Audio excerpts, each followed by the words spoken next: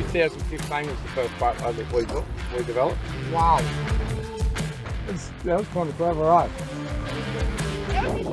Yeah, have to ring your mum and be like, no, sunk the boat. This is where a lot of this good stuff comes from, eh?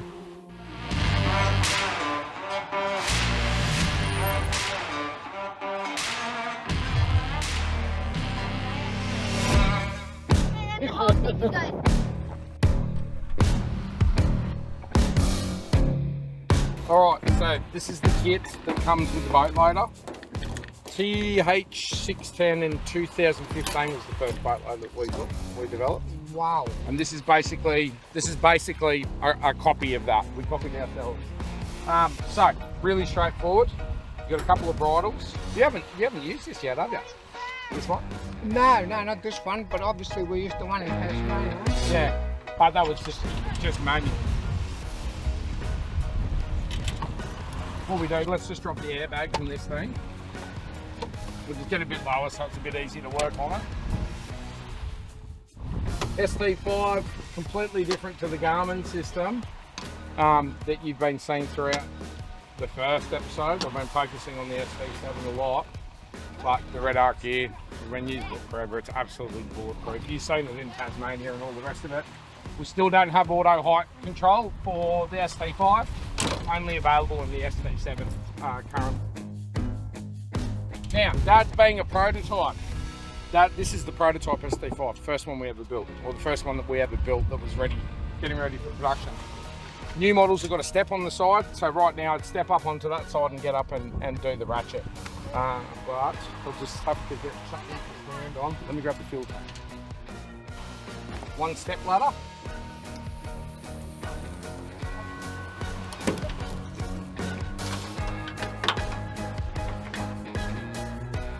You heard how many times I've said ideas on these camper trailers come from him? He's like, why are you standing on the fuel tank? There you go. So the H-frame's been designed to be used as a ladder. So, boy, Dad, he just made me look really stupid on my own TV show with my own product. I think it's called maturity, son. This is where a lot of this good stuff comes from, eh? So there you go, the rear ladder on the ST5. I don't know where to go from there. So the H-frame, I was going to get to that, but the H-frame on the boat loader, there's no other attachments. So that literally just clips in there. You can't have the multi-rack or the max trucks on the back. I'll just put the airbags back up. So we've got two support arms here. We'll just get them out first. So they go back to the rear bar. So at the front, you've got the ladder on the front of the ST5, which goes all the way to the roof, lets you get up on your roof and clean your solar panels is predominantly what it's for, but also gives you the ability to tie stuff down a lot easier. I've got the winch up the front, but we don't keep the winch on constant power. There's a couple of reasons for that. Main reason is when you've got people around and the winch is on constant power, and we've had it happen even at the factory, and they hold the button on the winch and keep winching till they bend something, yeah? Yeah. So around the other side, we've got a power outlet, I'll show you around there. So you literally, that fly lead just goes over that side, and we'll go and plug it in on the other side. Okay, now around this side, again, Dad's been a prototype. In all ST5s after this one, there's an Anderson outlet on this side here in this storage area. And that's to have the ability to run any electrical gear, but predominantly we designed it for a second fridge. And usually we'd plug this straight into here and we'd run it off the trailer's power. The other thing that you can do is you run directly off the Anderson in your car. Obviously, best idea is to start the engine so you don't flatten the battery, but we'll plug that straight into your Ando, Dad. Car's running, we should have power there, 2 clicks. That'll arm the remote and then winch out, yeah? Now, what we need to do before we set the boat out, first thing, ensure everybody is out of the way. Kids, spectators, men, women, doesn't even matter. It is 120 odd kilos, this boat, or 130 kilos. Like a recovery, right? You want to keep everyone out the way. You're using very similar gear. You just want to ensure that everyone's nice and safe. That's the biggest tip I can give to everyone. Because if something does let go, you're going to hurt someone. And the chances are If you're doing what you should be doing with the Patriot, you're in a remote location. So I'm going to let the winch out just a little bit. And the first thing I need to do is get the boat back, but I need to lift it over the winch plate. It's got a skid plate on the back. What we recommend in the instructions, you winch it up to the point you lift it over the top of the winch. Gives a secondary lock as well. But what we don't want to see people doing is overloading the winch and potentially damaging something. So just go up with the boat, get it on top of the plate. So all I'm going to do here is push the boat as far back as when the bridles take over, then I can walk around the back. See, with a lot of boat loaders, people at the back, like that's where you really struggle trying to get the weight of that boat back enough to get tension on the bridle. But with this system, it's really easy. All right, so that's the slack on the bridle, but you can see that's why the remote control makes it so easy. You can still keep it in your hand as you're trying to get it in the right spot. Now all we want to do from here is just help the boat over. We've got to use the bridle to keep the tension on the boat and only winch it as we need to.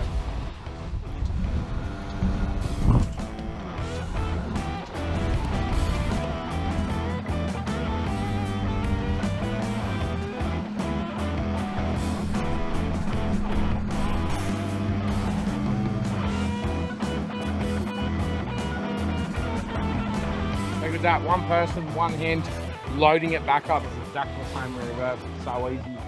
The way that we've designed all the rollers and the way it guides the boat back into the centre, and when it comes off it can only stay in the centre. Years and years and years of building boat loaders, but travelling to remote destinations and loading and unloading boats. I just want to make it. Happy? Love it. Yeah? Yeah. Good bit of gear? So, Alright, let's get this thing unclipped. Get in the water, we'll rig up some fishing rods, take the kids out for a fish. If you can't get the boat in the water, we're not going fishing. Go.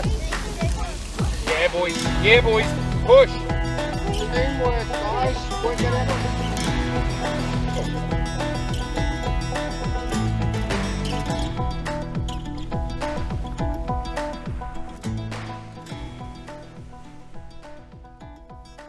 So one of the things a few people have asked about the boat loader on the ST5 and the ST7, where do I put the outboard?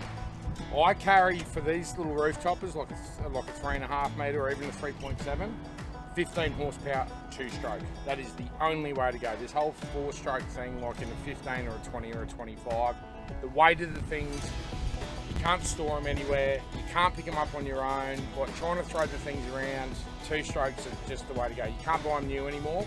So if you get them like Marketplace or whatever, I've got 3 or 4 of these things. I've got a couple of 25s, I've got a couple of 20s, and we just, every time the twins find one at a good price, we just kind of hold on to them. Because it's like, I mean, that's a 15, this is a 15 Yummy. We've had this one forever, but even lifting this thing in and out of the back of the ute, I could actually get that on the front slide in the ST5 or ST7 at the front, but they're such an awkward shape that they just take up way too much real estate. And you don't want to add all that extra weight to your drawbar. So, back of the ute's the best place for them, by far. If you don't have a ute, we carry them in the back of the wagon. I used to carry one in the back of my 200 series. And you know what? At the end of the day, there is nothing better than the sound of a 2-stroke flat out.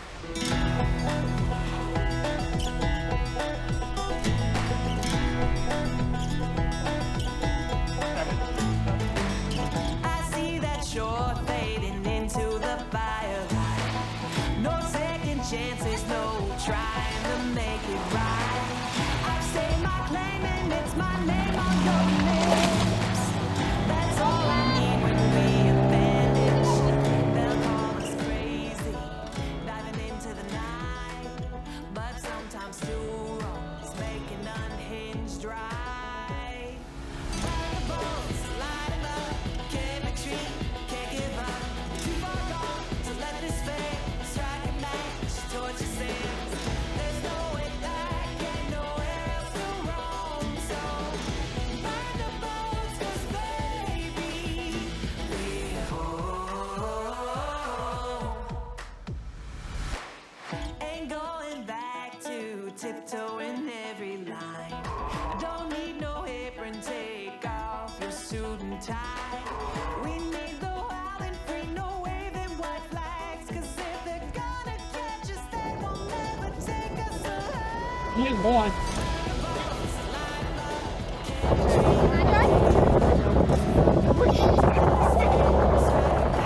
Torch your sands.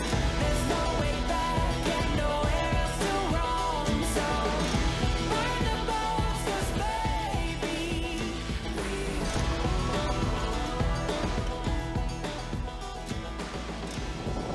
Hey, jump, champ.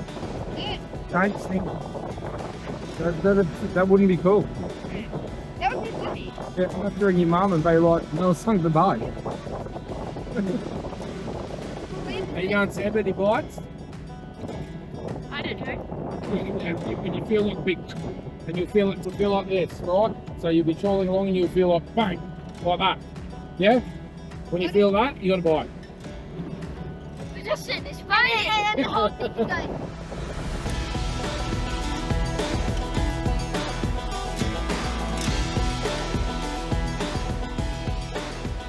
You've got a box there.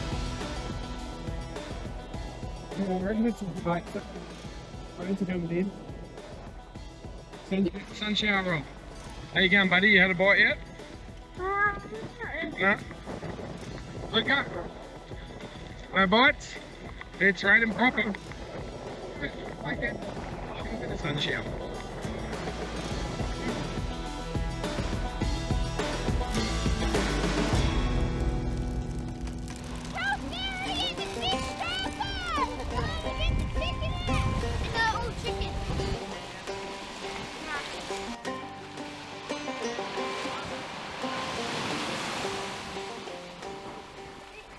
Sam, get the chicken out.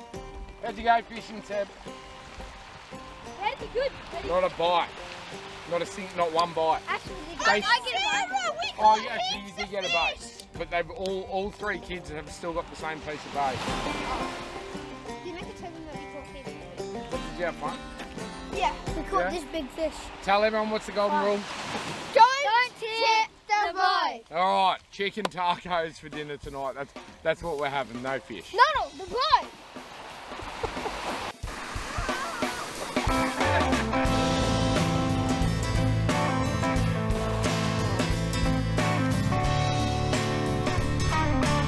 Here's the trick with the two-stroke. I was saying before earlier, you buy them off Marketplace because you can't buy them new anymore. Do not ever flush them. Do not ever wash them.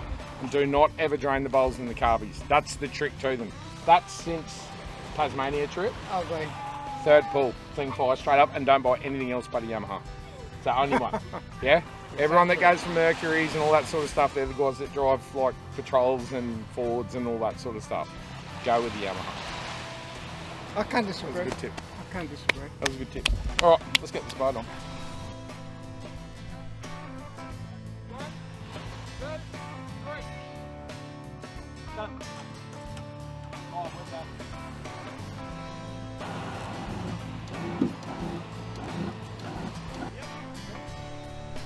Alright, so loading, it's exactly the same in reverse. If you watch this unload, drag it up, connect the bridle. Only thing is just make sure that centre rope is connected. And then what we're going to do here, we'll let it drain some water out. But once it kind of tips over, we've got an outdoor shower on the side of the ST5 and the ST7. So we're going to use that, we'll give it a rinse down on the inside. Problem is the salt water, all the salt water that collects inside, you don't want that sitting on top of your camp trailer, yeah? Well, I've been down so long that my mind can't get no rest. No, no, I've been down so long So when we get up the that top my here, mind can't get no now I'm just rest. going to lift it over the winch plate. Bring it forward. Alright, that's about it. Takes all the tension off the winch. Make sure that the winch isn't doing anything, but you're still connected to the bridle, so you don't have to get underneath and undo it and worry about all that sort of stuff. Now we'll kind of just push it from the back, ratchet straps back on, job done.